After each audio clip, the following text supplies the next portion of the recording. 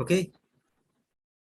Yes, you can start off. Okay. Let I me think introduce you. There are some new students. a lot of new students. I see a Yes, lot of yes. students today.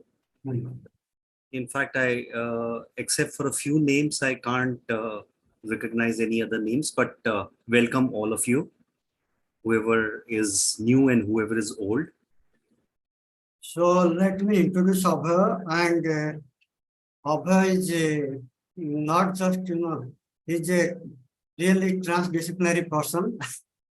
He did technology, BTech, then journalism, then PhD in interdisciplinary studies, and he's a freelancer also. He's also into so many, philanthropic activities, and also he's a author of, journalism, and his books are available in Amazon and other places. Besides that, what I can say, he's little bit like activism. Also, he takes social issues up front, and he's also a resource person. And his PhD thesis was about social media, new media, and new identity. It was very interesting because how the new media is shaping the identity, especially transcending the national boundaries. It's a very interesting, PhD has done. With me, I was his supervisor, but he is more knowledgeable in that field. So he did a very wonderful, work, and it was published in EPW and many other journal. And now he's again coming to diaspora area, and is taking lead in this as a resource person. And maybe another few months you'll find some articles published by him. So over to you, Abhay. Thank you. Thank you. You can start. Thank you. Thank you. Welcome you all. Vida, your hand is up. Is there a question that you need to ask, or it's okay? Perfect. Yeah, I already asked you this one. Okay. The hand was still showing up. Yeah. So the way we go about is you can stop me at any moment of time once I start the presentation. In fact, I'll just add on to what Sadanand Sahu talked about in terms of career. Today, in fact, the whole human history is a history of migration.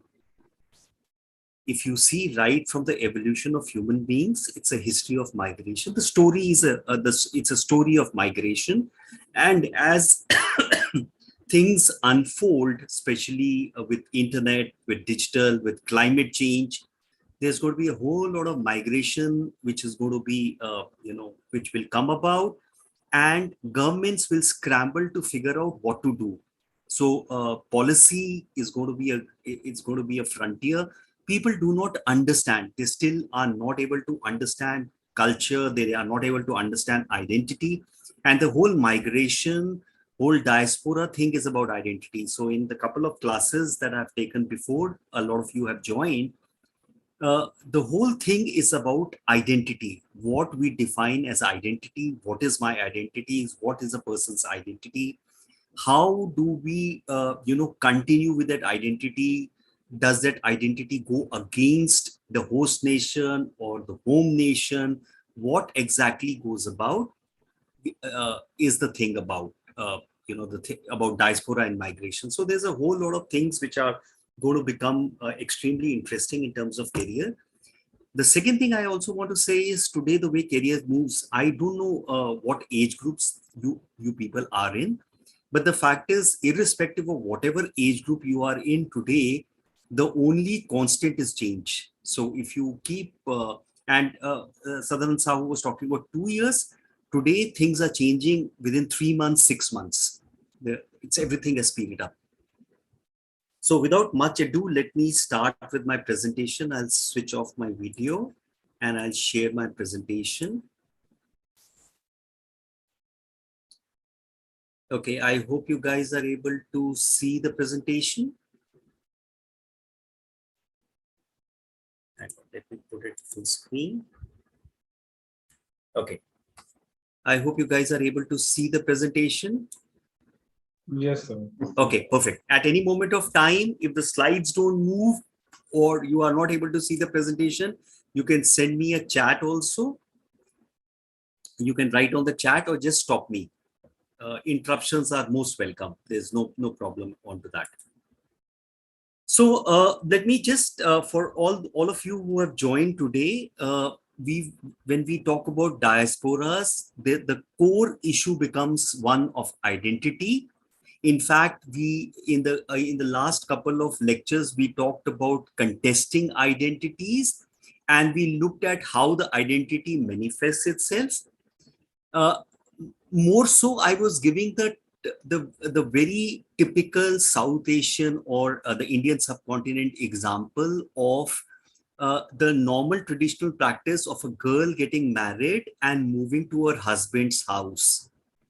And if you look at the fact when a girl is getting married and moving to her husband's house, she moves from her home culture into a host culture. There are two, even if they come from a very similar backgrounds of class, caste, religion, language, etc., there are definite changes which are there in between in two families. And that's where now there is a contesting identity. There is an identity where an identity is very much related to culture. She's grown up in a particular culture, has a particular identity, and moves into a host country or a host home where there is a slightly different culture, and now there is a contesting identity. And similarly, the host family is trying to reconcile to it's a very simplistic way of saying a migrant. It's much more than that. There's a marriage, there is a bond, there is an institution, and yet if we look at it in a very reductionist fashion, that's what happens typically when people move from one country to another. So today we are going to look at some amount of pre-colonial diaspora, and we are going to look at diasporas in India. I'll give you certain examples. Most of these are available in your the course material which comes to you. In case you are on Twitter, you can follow me. My Twitter handle is available on the frame. So we are going to be looking at the global pre-colonial diasporic movement, different phases. Remember one thing, the story of human being is a story of migration. Right from the time the evolution of humans happened, humans have been migrating.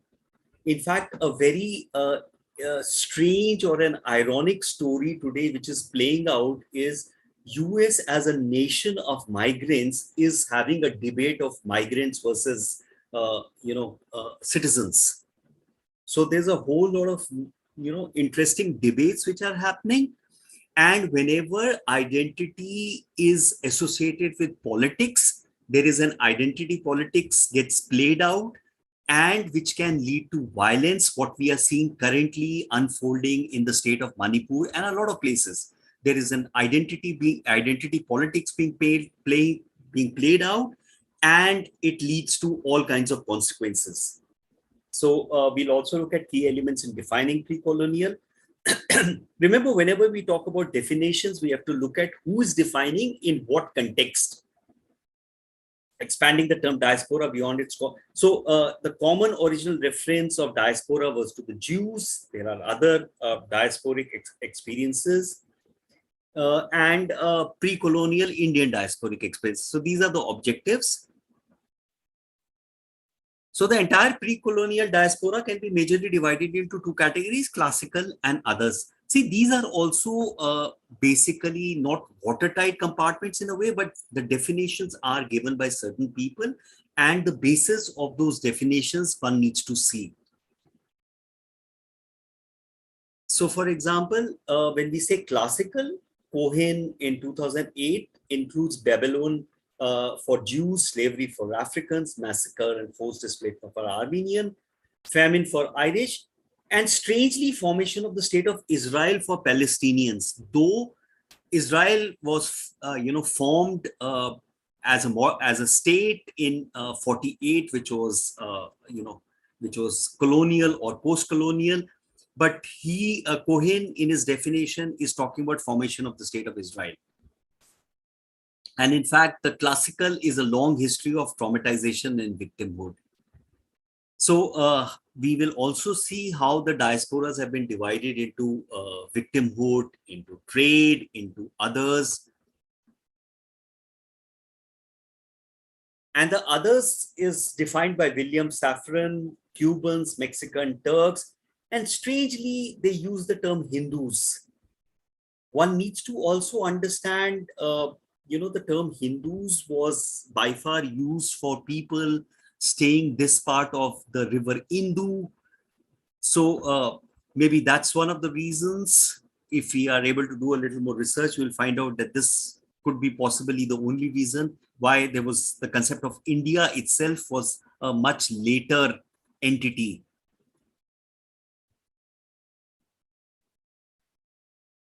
These are the two classical and others in terms of pre-colonial diasporas.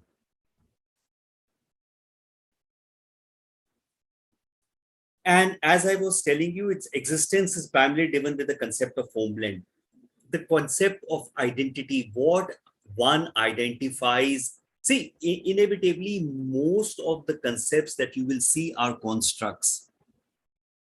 How I define an identity is a construct inside my head. How I define a nation is a construct. There is a chat. Okay. What's this? What is the reason for distinction in the class? See, inevitably, if you go through academics and scholarly, there are various distinctions. Now, so one of the distinction classic is typically by victimhood, and everything else comes in others. So if a diaspora is classified on the basis of trauma or victimhood, then it's classified as classic. Otherwise, it goes into others. Okay. So inevitably, you whenever you come across a definition, always try and figure out who has defined it and what is the context of that definition. So inevitably, with the person who's defined it and the context, the definitions might change. For example, as Dr. Sahu was talking about, my PhD thesis was on a community called Muse. Muse is a community which stays what I did was Muse in Haryana, but Muse is a community which is spread in the Indo-Gangetic plain. This community over history has been a community which has suffered victimization and trauma. And today, Meos are found not just in India, they're found in Pakistan and all across the world. In fact, during when partition happened, 50% of the Meos traveled from India to Pakistan. So, it again is how do we look at it, who defines it? So we can actually look at and define certain things based on victim, but that's how the definitions have worked out. Diaspora also has a sense of belongingness, and maintenance of dual residence often gives a sense of emotional support. Think about the fact that the girl who has got married and moved to a new home, what will be her sense of belongingness? And then more often than not, she's moving into a new household where there are new people. And when we look at, let's say, an arranged marriage, there's an absolute newness in terms of every person that she's interacting with in the new home. So that sense of belongingness and the maintenance of dual residence. So there is a sense of belongingness which goes back to her home. If we extrapolate it, whenever migrants, whenever people move from one country to another, they are now in a strange situation, in a strange culture. And the only way they maintain a sense of, semblance of security and comfort is a sense of belonging to that home, that thought about a home from where they come from. Home. It's an emotional support. Yes, Veera. I have one question, sir, regarding this. Please.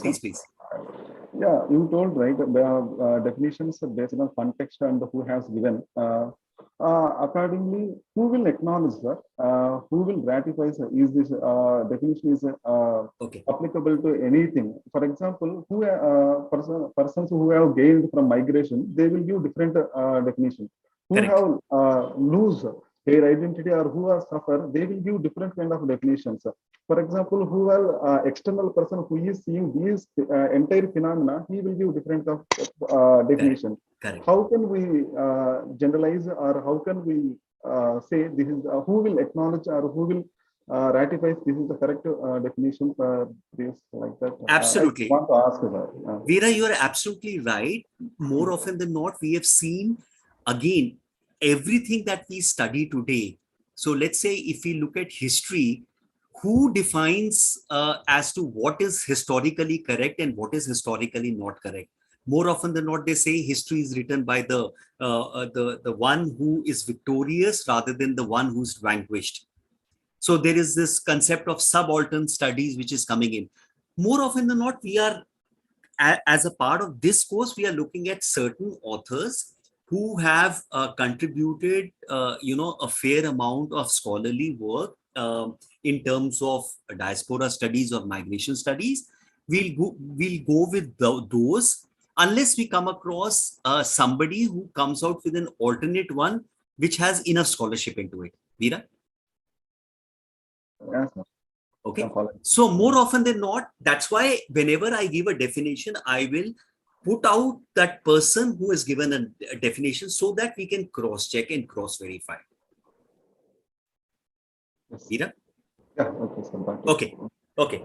So, in fact, in the present era, the number of ethnic or religious groups living outside homelands are endless. So these are the major typology of pre-colonial diasporic movement: victim, Jews, African, trade, business professionals, Chinese, Sindhis, Parsis, other pre-colonial diaspora, Nepalese. Again, these are a broad categorization. It just does not mean that only Jews and Africans were victimized. As I said, I was giving the example of Neos who over a long period of time have been victimized, traumatized, and so on and so forth. So we will go by these broad categories in terms of our understanding. Okay, let's look at some of them. Victim diaspora, Jews have been primarily considered as a classic case. Interesting. Again, that's why I said it depends on the context. If I was to look at, and here we are talking about pre-colonial. Now, Tibet was a case which kind of came during the colonial or post-colonial time. So we are right now talking about pre and the way it has been defined by certain scholars. Sridhar? Okay, perfect. Jews have been primarily considered classical case of victim, but many other diasporas have a long history of suffering and victimization, as I was talking about. So a little background to it. Initial movement was recorded in 586 when Jews leader lost a war against Babylon kingdom. Again, if we actually sit down and read the story of humankind, the human civilization, the formation of nation states, we will see that humans have always constantly been on the move. It's a story of migration. And, suddenly after the nation states got formed, it's in fact today a great contestation which is happening with internet and globalization, encouraging people to migrate and move. And on top of that, the identity politics and the politics of citizenship is preventing this globalization and this migration. So there is this great contestation which is happening.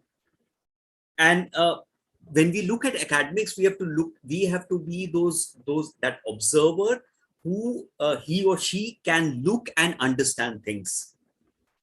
So after the loss, the Jews leader along with the community were exiled, were forced into desert, the land promised by God to Moses. Tradition suggests forever became dispersed. Cohen, 2008. So remember Cohen, now the name comes again. The dispersal created a notion of suffering, separation, and insecurity, which always is the case. migration always leads to suffering, separation, and insecurity in a foreign country. But here, their own homeland was notional because they didn't have a homeland. A feeling of separation from origins, a sense of identity crisis. And if you notice in all those lectures, in all the lectures on diaspora and migration, you will always come across the word identity and crisis. Since the initial dispersal from our promised land, Jews maintained a homeland identity with their art, culture, and prayer. And typically, every migration, people find comfort in some sort of continuity of their culture. Their identity is related to their culture, and the only way they get a sense of security is by maintaining their culture. So, in fact, a whole lot of non-resident Indians would be more Indians than what people in India are, because these are the people who are outside. They are trying to relate, get a sense of security, sense of emotional comfort. Songs and stories. Okay, migration during PAC can also be looked as a victim writer. Absolutely, Vijay, you are absolutely right. But again, we are looking at pre-colonial right now. That would be typically colonial and post-colonial. So again, as I said, what is the context, Vijay? Okay. Jewish community, the mere use of Babylon usually creates a sense of captive exile, alienation, and isolation, which is the same way today when I look at, for example, social media gives me a lot of insight into what's happening in the world. When I look at, people from Pakistan, a whole lot of them had their ancestors in India, people in India, a whole lot of them had their ancestors in Pakistan. You talk to people, who have come from West Pakistan, West Punjab, or from East Bengal, you will see the same, a sense of exile, alienation, isolation. They're still comfortable. So that's how it works. Okay, in fact, the plight and sharing of grief helped Jews maintain, preserve the homeland identity and forward this as a common goal. So that's how all diasporas work. 71 years later, 515. This I'm giving a little historical basis to the diaspora. Attempted to return, could not succeed. Communities in Alexandria. These are again pre-colonial. Remember, that's why Antioch is nothing but Asia Minor, Babylon. These are all pre-colonial. By the end of 4th century BC, a great number of Jews were spread outside Israel, they don't living inside. In fact, Jew settlement during Middle Ages is segregated both broadly into Northern and Eastern European migration, North and West Africa. And then also we need to understand these people who migrated, let's say, to Europe, then subsequently we migrated to other places. We have also looked at, how Europe during World War, how the Holocaust happened, how the Jews, were targeted. Okay.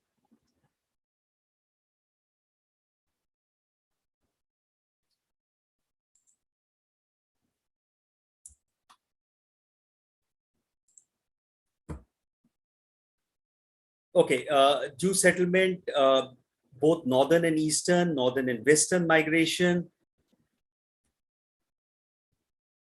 In India, Jewish community has a long history of arrival in India. In fact, Judaism was one of the first religions to arrive, and majority of Jews living in Mumbai. Other major residents of region of residences are Kerala and Kolkata. So that's in terms of Jews diaspora in India.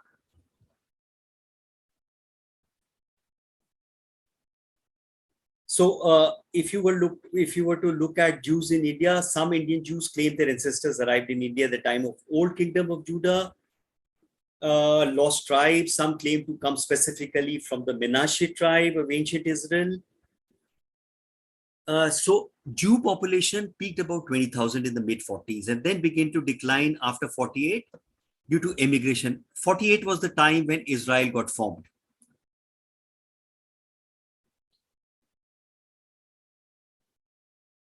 Now, this is again an interesting thing. in terms of migration and diaspora, as migration does not happen in a single wave. They happen in multiple waves. Over a period of time, when migration happen, the communities become diasporas. So this is also, Jews didn't come in one wave, they came in multiple waves. India has 9 distinct groups of Jews according to Whale. So there is the Mumbai Jews, there's a Cochin Jew. We're just talking about a population of about 20,000, and yet they were segregated into so many types. Cochin Jews, the Chennai Jews, the Nagakol, the Goa. And if you see, as I was talking about, they would migrate, let's say, to Europe, and then from Europe they will come to India. So migration was a continuous process. Chat. Vijay, again, the point is, how does one look, define, and identify? So rather than going by, whether they will, so Vijay is asking a question, will Jews still be considered victim diasporas? The point is, Holocaust was a single, it was a huge event where, lakhs and, people were put into gas chambers. So it was a momentous event in the human history of things.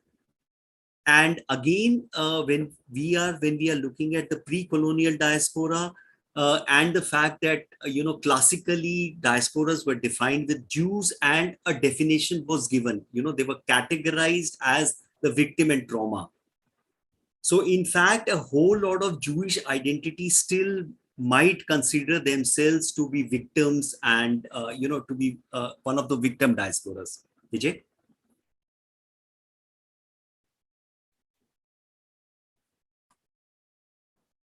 Okay, great. So besides this, the Karachi Jews, they were Jews in Karachi. They were the Baghdadi Jews. Jews reached Surat, Gujarat from Iraq. Again, if you notice, you will get a hang of how people were moving, how same set of people were moving. And when they moved, they carried on some element of culture with them. And then the place where they landed, they interacted with the local community and created a unique culture, which was more often, in the last class, we talked about assimilation and integration. More often than not, people integrate. So they become mixed in terms of pick something from the host country, they have something from their home, and there is a mixed culture which comes in. That is the best way to go about. In fact, in the comparison between assimilation and integration is always much better, because then there is a diversity, and diversity always provides richness. So there is something called Telugu Jews also. Small number of Telugu speaking Jews also claim ancestry from Ephron, one of the sons of Joseph. So again, how they relate back to their homeland or to their history is how these 9 sets have been defined.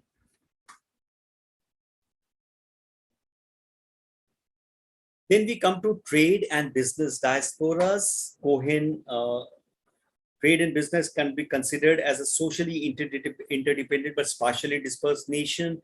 Diaspora trade can be considered the most common institutional form after location-based marketplace. Again, coming back, and you'll see a lot of repetitions of this will happen. It's a story, human history is the story of migration. There were people who were continuously on the move, they were trading. For example, we have a whole community, the Sindhi community, which did extensive trading. Traders live in another town, learn the language, customs, business practice of their host, and then start exchanging goods. So this was categorized in trade and business diaspora. Again, as I said, this may not or need not be watertight compartments, but this is broadly the way things have been defined. Curtin and his group Cause Culture Trade in World History documents the network of merchants in Africa, Anatolia, Mesopotamia, pre-Columbia, China. Some of the major forms of trade and business diaspora can be considered as Indian, Chinese, and Lebanese. Pre-colonial, hang on. Were there Jews who came for trade among these different settlements? I see some came as merchants as well. So Sridhar, we are dominant cause. So inevitably, you will see that there are all kinds of migration which are happening, but we will, in terms of categorization, we will go with the dominant cause. Sridhar? Okay. Trade and business can be considered Indian, Chinese, and Lebanese.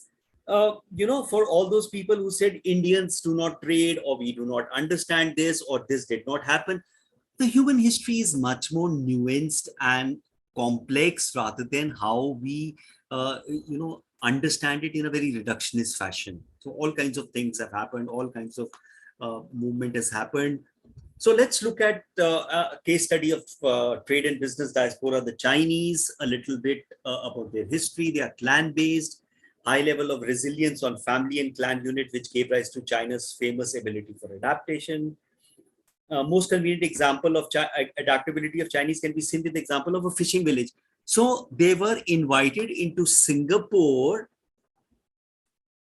Sir Stamford Raffles, a British administrator, Chinese traders to Singapore to develop ports in the 19th century.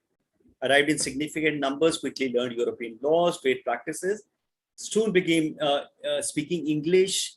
High rate of adaptability provided an opportunity for Chinese traders to settle and expand. Now, this is, look at Indians. The way Indians have moved into Africa, they've done business. So that is why they have been categorized majoritarily Chinese, Indians, Lebanese in terms of pre-colonial. The arrival of Chinese to India traced back to centuries ago, more prominent in late 18th century when many Chinese arrived at ports of Kolkata and Madras. Continued to live social and economic life in Kolkata through production and trade of leather products, Chinese restaurants. Today, Chinese diaspora in India are mainly located in ethnic neighborhoods of Kolkata and Mumbai. So there is this diaspora in India, and in Kolkata, there are two Chinatowns. Presence in Tiritha Bazaar and Tangera markets has gradually declined. In fact, what the older generation used to work has changed. The younger generation are looking at something different. Restaurants there used to be a lot of Chinese restaurants in Kolkata, which are no longer there. They have shut down. So in fact, the new generation is prefers dentistry. Many of the shoe shop near Dhamtola are owned and operated by Chinese. There was one Chinese newspaper in Kolkata called the Overseas Chinese Commerce of India, or Songpo. And sadly, COVID was a major game changer. And in fact, in 2023, I think it closed down. Yes. Stops printing after 5 decades. 50 years it published. So this was the newspaper. I picked up this news item. I was trying to look for this newspaper, and then I got this news item that it stopped publishing.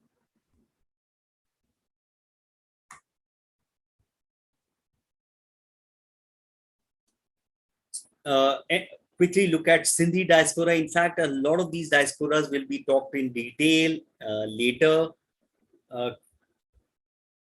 Sindhi diaspora comes under a broader definition of diasporic myth and memory of homeland, because there is no country called Sindh.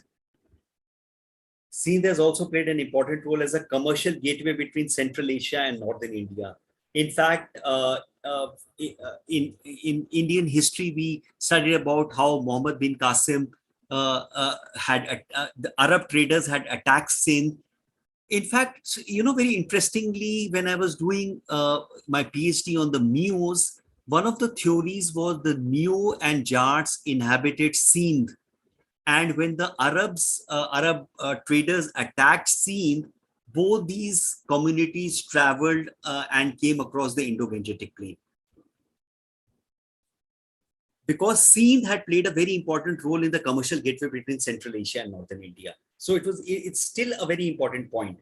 Sindh occupied a geographical space on the Central Asian route. Sindhi community has a strong trade orientation, knowledge about the people of the region.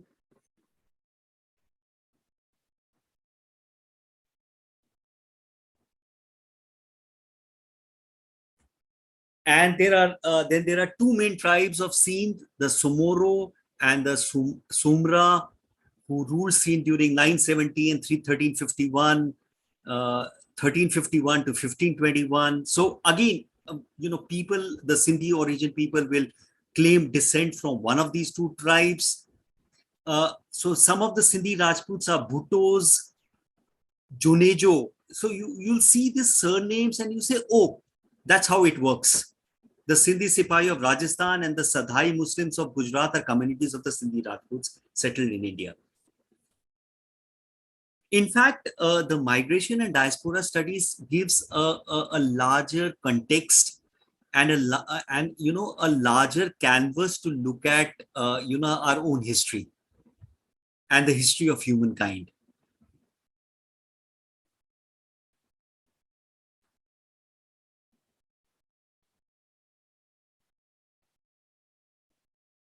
Wide trading networks, wide range of products. They dealt with wide range of products. Arabian horses. Remember, it was the central part of the Central Asia and the Indian route. Remember, India was the biggest spice market, or it was the golden peacock in those times. Arabian horses, Indian cotton, South Asian spices, Chinese silk. Sindh merged into the British Empire in 1843. And was subsequently included in the Bombay Presidency. And obviously, it was crucial to the Britain operations in Central Asia. So it is the gateway to Central Asia from India. Sindhi movement was controlled by the British. The community's well-established trading abilities, commercial areas allowed them to maneuver. Independent Sindhi lost their homeland because that region was merged into the new state of Pakistan. The region was no longer representing Sindhi's preserved identity. So now the Sindhi diaspora is looking at that imaginary homeland. After partition, many Sindhi Hindus and Sikhs migrated to India. Some Sindhis fled and formed diasporas across the countries like US and England. Pakistan Sindhis are predominantly Muslims with a small Sikh and Hindu minority that are mostly concentrated in Eastern Sindh. So again, if you see a community spans religion, a community might span, multiple language. There is all kinds of integration, assimilation. The diversity factor then increases. Growing around the world, especially Middle East, urban, rich community of Sindhis can be found in state of Malacca, Hong Kong, Singapore. You find a lot of Sindhis in Hong Kong and Singapore. Sindhis still maintain strong ties to each other and stay similar. Remember what I talked about, similar cultural value and practices is what gets communities to have a sense of belonging and comfort. And you will hear this multiple times in multiple, presentations. Okay, what's that? Isn't there a province? Yes, absolutely. The Sindh province is, the Sindhi homeland was a much bigger thing. And how this has changed was after the British, occupied that Sindh, that the original Sindh, and now there is a province called Sindh in Pakistan. You're right, Sridhar. So this is how the Sindhi diaspora has charted out across the world. You can see there are in Australia, in US, Canada, there's some in Africa, there is India, Pakistan. there is out here in the Middle East concentrations. So that's a map of the Sindhi diaspora across the world. Let's look at other pre-colonial diaspora, include some of the distant groups dispersed with regions other than trade or victimization. So we have done a broad categorization, trade or victimization, and whatever is not coming under trade or victimization comes under others. And in this, we look at Nepali, the Nepali diaspora. First migration from Nepal was recorded in the wake of unification by King Prithvi Narayan Shah. Process resulted in high number of more displacement took place due to unfamiliar and crippling laws and order. Now, Vijay, can we look at this as victimization and trauma? Possibly yes, in a smaller context, but larger categorization, Nepalis are not categorized as victim and trauma. Though there was a small time during which there was this unfamiliar crippling laws. But it is not categorized as victim and traumas the way Jews have been.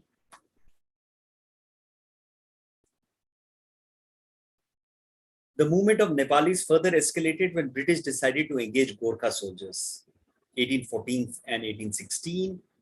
The recruitment centers were created near the bordering areas targeted in Central Asia. Nepalis mainly worked in forest road construction sites, mine plantation, and so forth. So a little bit about the Nepali movements of Nepali. Hindu and Buddhist intercultural influence was always there. Nepal actually developed after the Peace and Friendship Agreement of 1816, First Anglo-Gurkha War. So you see how the nation states were also being formed. The colonization was a major reason for various nation states and how it moved. The Indo-Nepalese peace agreement of 50 set standards for population movements between the two countries. For people who do not know, you can move into Nepal and back without any visa. It's very easy, the movement between India and Nepal. And that was because of the 1950 Indo-Nepalese peace agreement.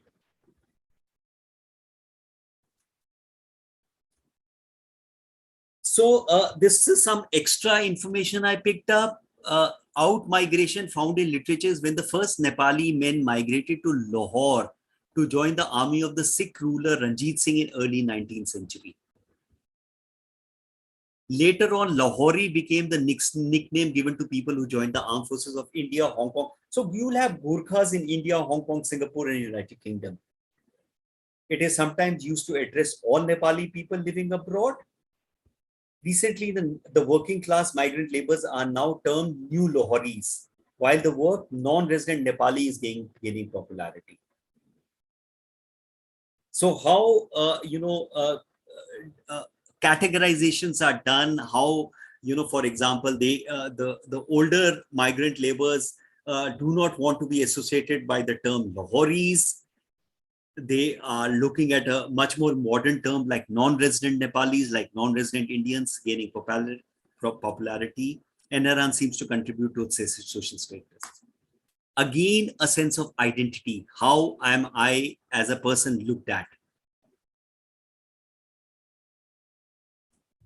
The hills of Kumaon and Garhwal, the hilly regions of UP, North Bengal, Sikkim, Darjeeling, have become important destination for Nepali workers. In fact, one of the students told me about how Nepali workers are working in Kerala. He comes from Kerala. So there are Nepali workers in Kerala also. According to bilateral migration metrics published by World Bank, currently 5 lakh Nepalis live in India.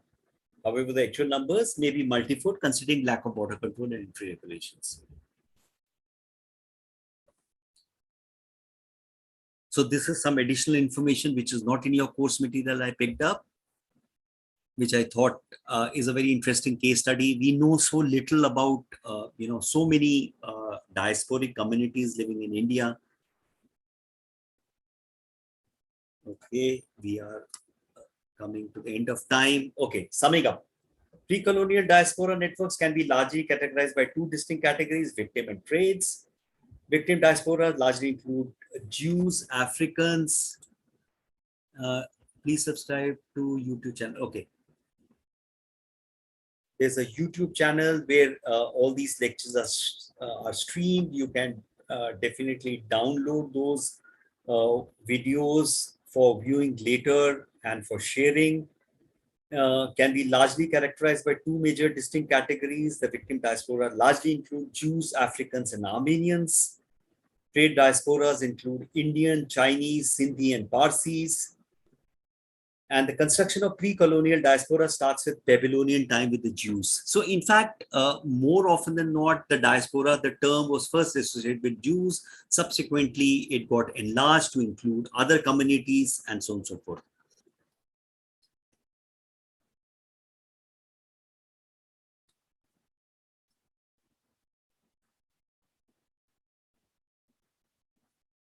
Okay. Chinese, Indian Parsis are categorized under trade diaspora. Nepali diasporas gets categorized under the other category. Cannot be categorized as the victim of trade diasporas. Again, as I said, broadly, you cannot take specific examples of a particular group, but broadly these are the categorizations.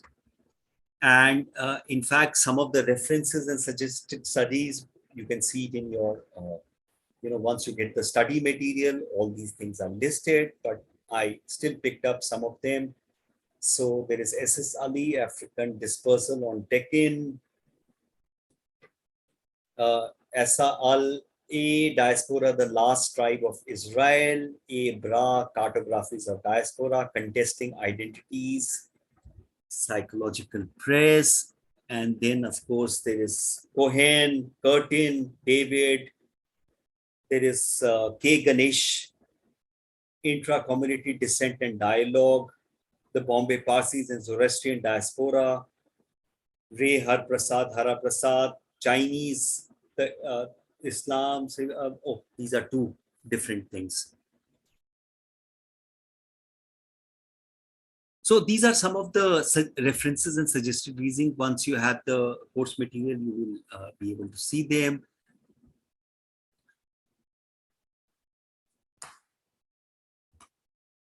Okay. Any questions?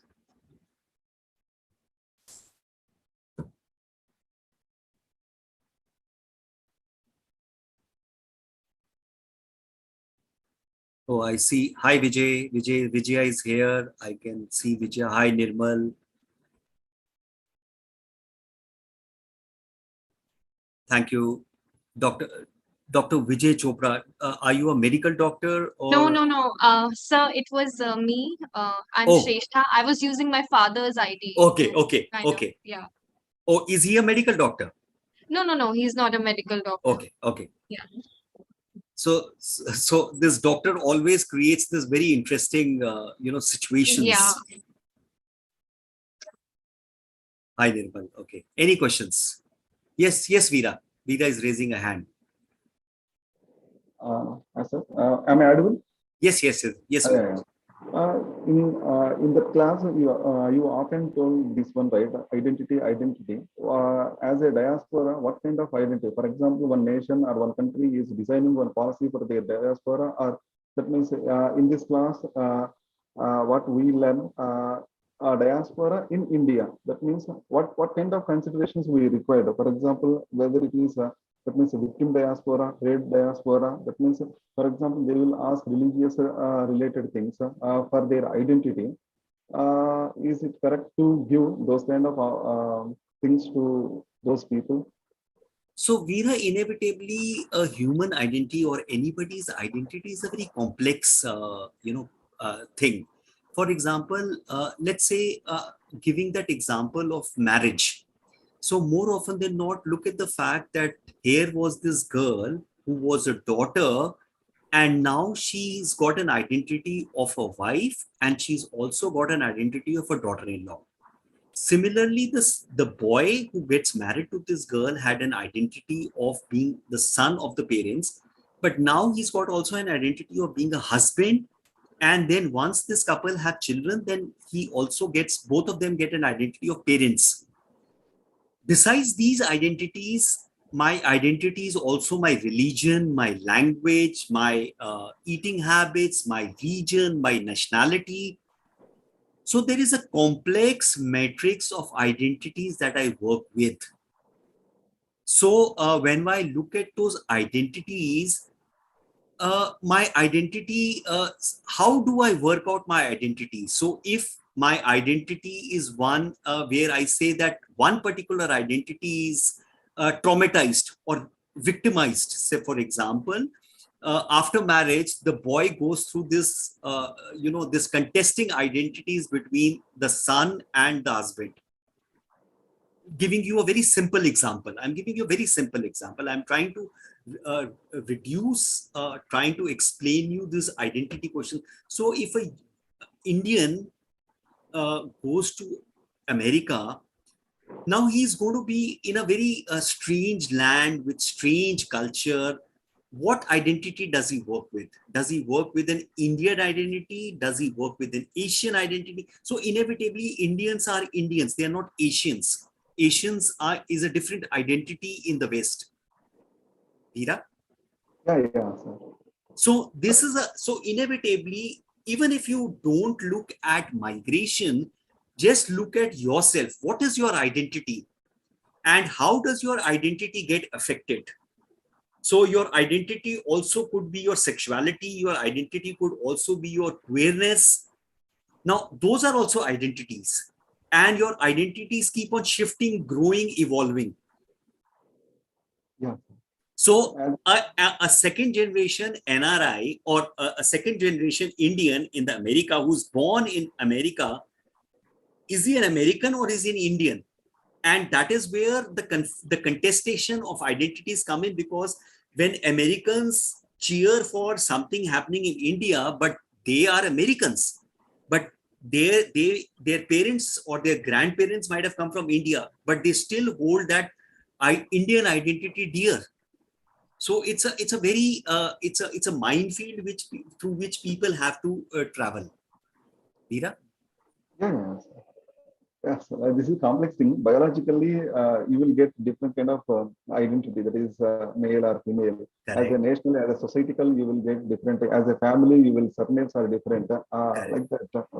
So more often than not, identity is a construct. When I keep using the word construct, it's made up mentally in an individual as well as a society defined. So society defines two identities based on gender, male and female. But today people have started saying there are many more identities than just male, this binary male and female. Now that also has become identity. So when we are talking about cis male or cis female or LGBTQ, an identity might get victimized. A person might feel victimized if you are saying that you are a male or a female. So in the modern world, it is becoming interesting. And the interesting part is, Veera, if you see again, as we go along, when we look at history and we look at identities and how things have moved, you will find out that, there are much more than nuances than what we understand in, we tend to look at the world in a very binary fashion. There are many more nuances which come in. Veera? Yeah, got it. Thank you, sir. Okay. Sridhar is asking, in the pre-colonial era, there were slave trades as well. Are the obviously the Africans have been predominantly, there were Africans who were, taken as slaves. They are classified under the victim category. Siddhis, Habshis were typically names given to Africans who came as diasporas to India, who came as people to India. So in fact, in one of the earlier class I talked about, there was a Habshi kingdom in Kolkata. If you Google, you will see there was a Habshi kingdom. They were Habshi rulers, and it was called a Habshi kingdom, and they ruled for a certain number of years, and they were then driven outside from Kolkata, and then they went and settled in the other parts of the country. Sridhar? Okay, sir. Okay. Any other questions? Okay, great. We are already, we've exceeded time. So great to see all you guys. Hope to see you, more of you. And as I said, if you are on Twitter, you can follow me. That's the only social media that I use. I am not on WhatsApp. So I'll see you next time with another unit. Meanwhile, Dr. Sadanand Sahu is, of course, there to coordinate everything. Have a nice weekend. See you whenever I next see you. Thank you, Abhay. It was very interesting. Okay.